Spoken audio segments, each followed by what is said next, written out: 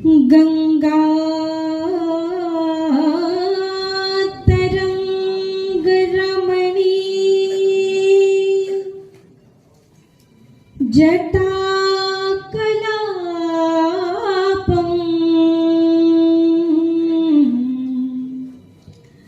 गौरी निरंतर विभूषित वामभागम्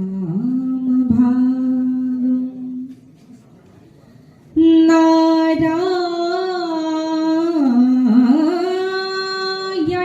प्रियमनंग मदापहारम्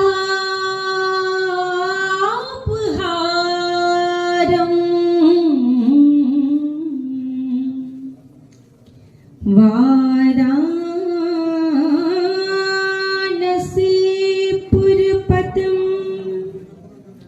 भज विश्वनाथं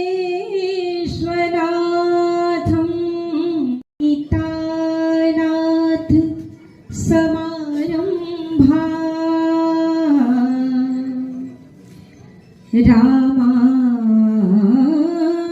रामानन्दाय मध्यमा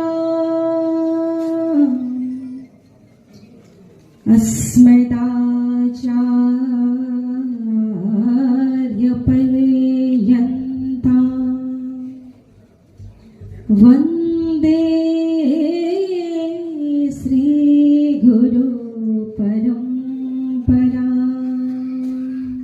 नंदन है और सभी विशिष्ट अतिथियों को अभिनंदन और हमारे स्वतंत्र देव जी के चरणों में वंदन है। जय सिया राम। बड़ी बात नहीं है, जब तक हर घर में राम राज्य नहीं होगा तब तक राम राज्य आने वाला नहीं है। और ये हर घर में राम राज्य कब होगा? जब घर में बड़े बुजुर्गों का सम्मान किया जाएगा, घर में बड़े बुजुर्गों का आदर किया जाएगा। राम जी यही तो सिखाते हैं। आप राम जी ने यही सिखाया।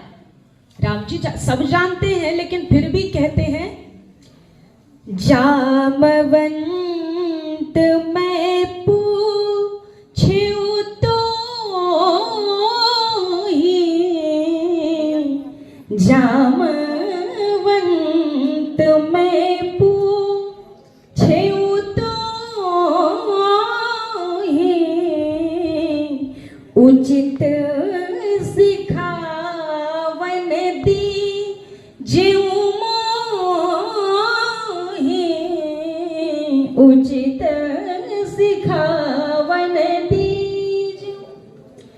राम कौन है? राम जी वही है जो बुजुर्गों का, वृद्धों का सम्मान करते हैं। आप बताइए हमें क्या करना चाहिए? और ध्यान देना, रावण कौन है?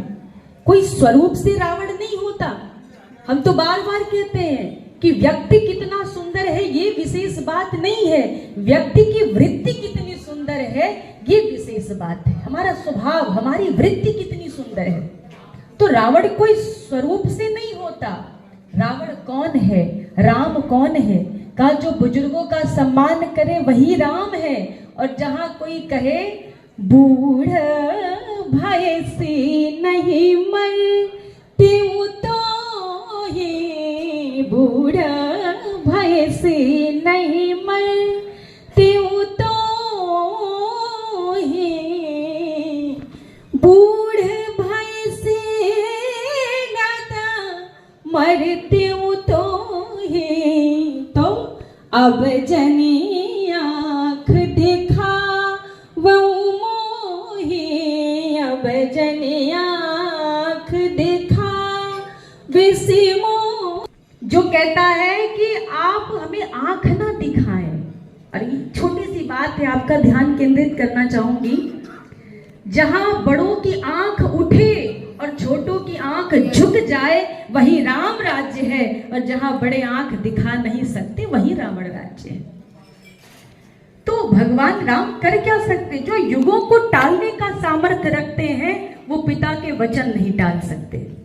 युगों को टाल सकते हैं, द्वापर से त्रेता ला सकते हैं, त्रेता से द्वापर को पलट सकते हैं।